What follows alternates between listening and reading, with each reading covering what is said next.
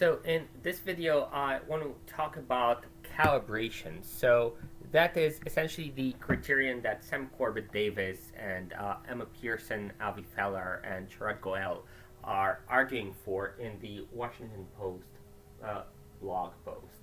So here's the setting. So A, like in the slides, is the demographic. C is the output of the classifier. Y is the correct answer. Okay, so here's the criterion. The criterion essentially says if the classifier says 1, then it should mean the same thing regardless of demographic.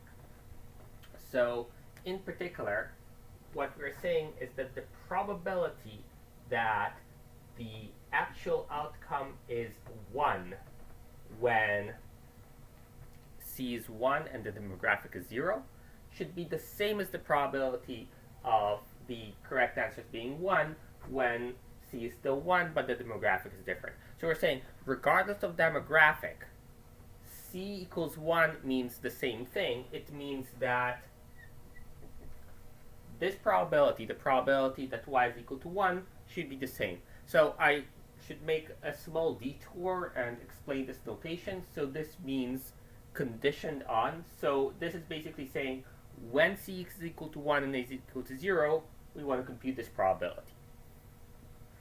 So calibration also requires that 0 mean the same thing for both demographics, right? So we're saying if 0 is a 0, when C is 0, the probability that the actual answer is 1 should be the same for both A equals 1 and A equals to 0.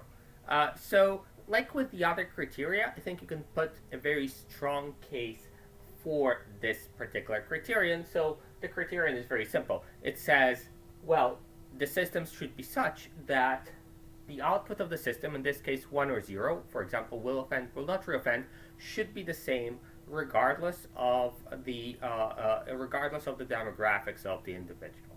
Okay.